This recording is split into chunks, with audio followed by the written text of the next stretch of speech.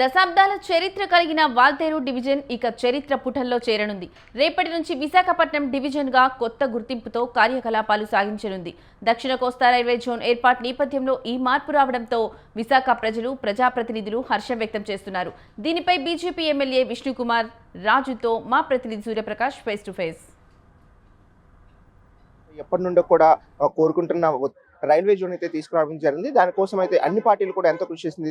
ప్రధానంగా BJP party అయితే దానికి మూలమైతే చెప్పుకోవచ్చు. దానికి సంబంధించి మనతో పాటు విష్ణుకుమార్ రాజు గారు ఉన్నారు, బీజేపీ ఎమ్మెల్యే. అతనితో మాట్లాడతారు. సార్, రైల్వే జోన్ తీసుకురావడాన్ని ఎలా అనిపిస్తుంది? రేపటి నుండి కొద్ది గంటల్లో ప్రారంభం కాబట్టి ఏమనిపిస్తుంది?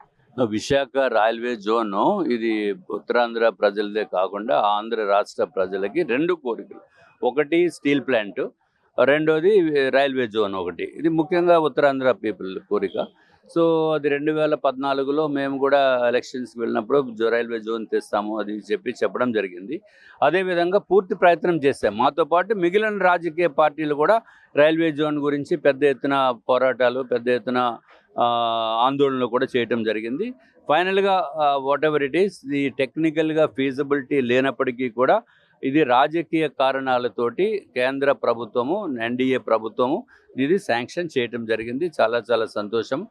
మన ప్రజలకి, ఉత్తరాంధ్ర ప్రజలకి అందరికీ కూడా నేను శుభాకాంక్షలు కూడా తెలియజేస్తున్నాము.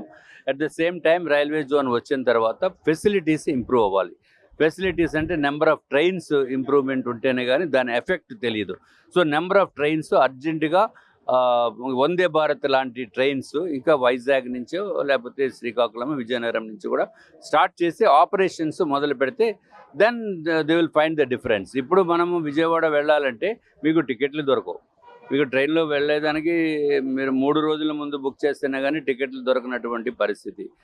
సో ఇవన్నీ ఫ్రీగా అట్లీస్ట్ 1 డే బిఫోర్ ప్లాన్ చేసుకున్నా మనం వెళ్ళేటట్టు నెంబర్ ఆఫ్ ట్రైన్స్ పెంచితే బాగుంటుంది. దెన్ ది ఫ్రూట్స్ మన పబ్లిక్ ఎంజాయ్ చేసినట్టు అవుతుంది. ప్రధానంగా ఉత్తరాంధ్ర వాసులు చిరకాల వాంఛ ఏదైతే ఉందో దానికి సంబంధించి విశాఖ కేంద్రంగా అయితే రైల్వే జోన్ తీసుకురావడం, సౌత్ కోస్ట్ రైల్వే అని చెప్పేసి అయితే దీన్ని ఒక 18వ జోన్గా అయితే ఇది కేటాయించడం అయితే జరిగింది. దీనికి సంబంధించి ఎప్పటికైతే విశాఖపట్నం జోన్లో ఏదైతే ఉందో దాన్ని 2 విభాగాలుగా విభజించిన తర్వాత ఒక భాగాన్ని విశాఖపట్నం డివిజన్గా తీసుకొచ్చి అది 460 కిలోమీటర్లంతా కూడా విశాఖ డివిజన్లో ఉంచి మరింత భాగాన్ని ఏదైతే ఒడిశా ప్రాంతాలకు ఉంటుందో దాంతోపాటు కేకే లైన్ కూడాను అదంతా కలిపేసి రాయగడ డివిజన్లోకి తీసుకురావడం అయితే జరిగింది. దాంతోపాటు రాయగడ అనేది అయితే నూతనంగా ఒక కొత్త డివిజన్గా అయితే ఏర్పాటు చేయడం, దాంతోపాటు మరింత 110 కిలోమీటర్ల మేర ఏదైతే ఉందో అదంతా కూడా కుర్దా రోడ్డుకి అయితే బదలాయింపు చేసిన పరిస్థితి ఉంది. అంటే దాదాపు మొత్తం కూడా ప్రస్తుతం రైల్వే జోన్ రాకతో అవతల అన్ని జోన్లు, ఆంధ్రప్రదేశ్లో ఉన్న అన్ని ప్రాంతాలు కూడా విశాఖపట్నం జోన్గా ఏదైతే కేంద్రంగా ఉన్న జోన్ ఉందో ఆ జోన్లోకి అయితే వస్తుంది. దాంతోపాటు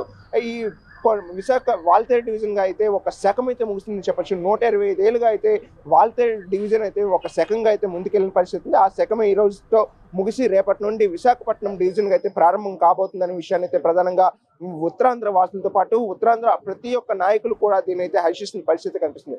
కెమెరామెన్ సాయి కిరణ్తో సూర్యప్రకాష్, స్వతంత్ర టీవీ, విశాఖపట్నం.